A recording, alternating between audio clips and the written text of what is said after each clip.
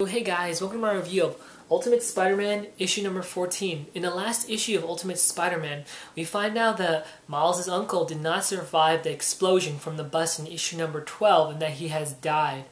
And Miles and his father aren't taking this very good, especially Miles himself, because he thinks it's all his fault that his uncle has died. And it doesn't help that his father blames, vigilantes and superheroes for the cause of this, that you let, these superheroes run around the world free. And this is what happens. They cause mayhem, destruction, and death. This is what happens when you let, vigilantes or superheroes run around. Of course, Miles is just feeling really, low right now.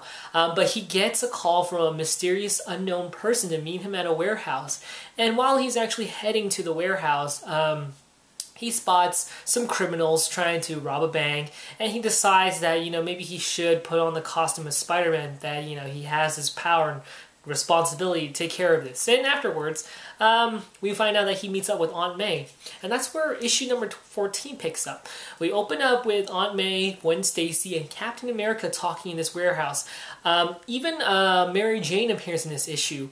Now what they're discussing is basically Captain America is telling Miles Morales that you can't be Spider-Man, that I won't allow you to. You're too young. You have too much on your plate right now. You're still a kid. You have a lot, a lot of other things to do in your life besides being a superhero or running around, fighting crime. So, Captain America tells Miles that you no longer can be Spider-Man, but Gwen Stacy, Aunt May, and even Mary Jane disagrees with Captain America, saying that you're blaming yourself because of Peter's death. You blame yourself that you weren't able to reach out to Peter, the first time, you were given the chance to, you didn't do it, so, you blame yourself for Peter's death, and technically, yeah, he sort of does blame himself for that.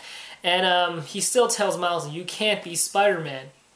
And he gets a call and figures out that there's some kind of mayhem and destruction. Well, there's something going on at Lincoln Tunnel, and he decides to leave and tells Miles that you can't be Spider-Man. I don't want seeing you, prowling the streets or whatever. If you try to, I will personally apprehend you and send you to jail myself. So don't you ever dare put on that mask and go running around fighting crime.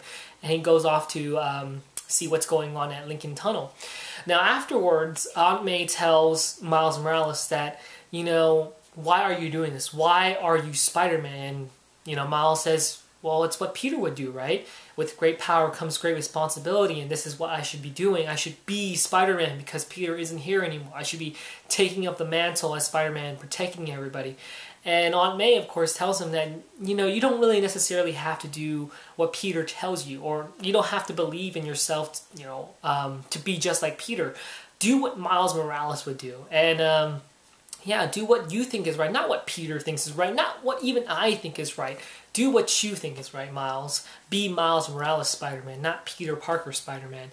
And she gives Miles the web shooters that we've been longing for. And finally, Miles gets the web shooters. He's actually web slinging around New York City, but he's actually just testing it out. At first, it's kind of wobbly. He's still, getting used to it, but finally he does, and he heads over to Lincoln Tunnel to help out Captain America. And we find out the villain that's actually causing all this mayhem and destruction is actually Rhino himself, and Miles, goes along and tries to take out Rhino, but before he can do it, he gets a flashback about what his uncle says, saying that you're just like me, you possibly can become a villain, you could kill someone, and but then Miles realizes that, he needs to stop Rhino. He needs to prove himself to Captain America that he can be more than just a hero, that more than just a teenager, but just like wearing a costume, but, he can actually be a hero.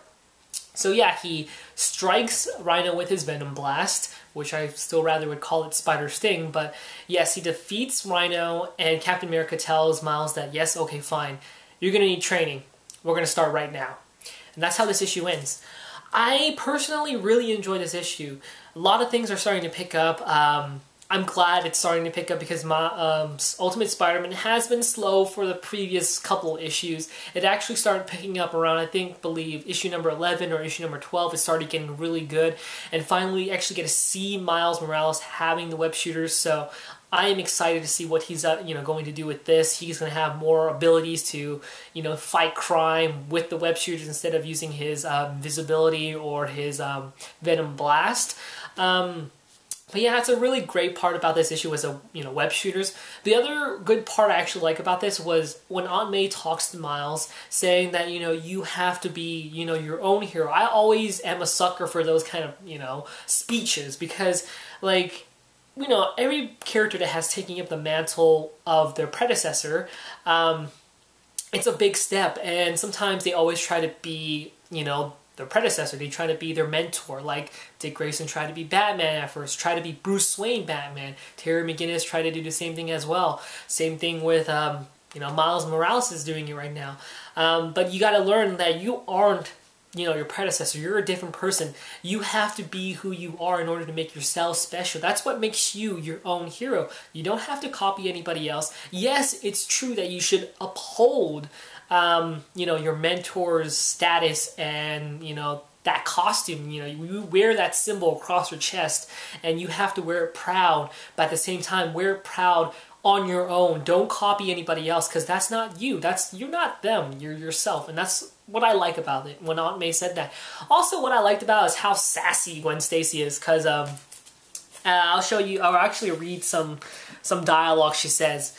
It's really bold of her to say this, but this is what made me like Gwen Stacy a lot. So right when you open it, she calls Captain America, "You are a jerk," and of course Aunt May says Gwen Stacy, and she says, "Well, he is, Aunt May. You can't come in here and tell Spider-Man can't be Spider-Man." And, Captain America says, "I can actually."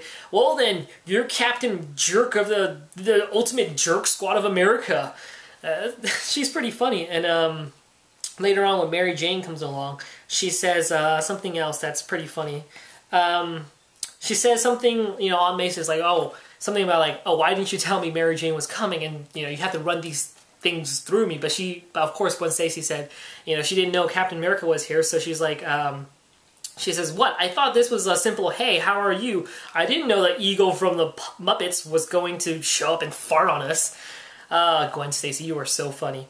But yes, this issue right here was really fantastic and really great to read. I can't wait to see Miles, start training with Captain America or the Avengers, with Thor or Iron Man or other superheroes themselves. I can't wait to see what's going on. Is he going to join a team, or what's going to happen next? I am going to ponder about this, but right now it seems really awesome to see Miles actually getting trained by Captain America, getting his web shooters and trying to be his own hero now, and finally getting over or maybe he's still trying to work up getting over his uncle's death, but still, it's great that he, had to try to prove himself, and he overcame that to prove himself to Captain America. I rate this issue a 5 out of 5 in my opinion because I really enjoyed this issue a lot. You guys might not agree with me, but personally, I thought it was a 5 out of 5 because I just found it really enjoyable to read. But yeah, that's my review of Ultimate Spider-Man issue number 15. No, not 15, 14. Hope you guys enjoy and like this review, and I'll talk to you guys later. So, see you guys.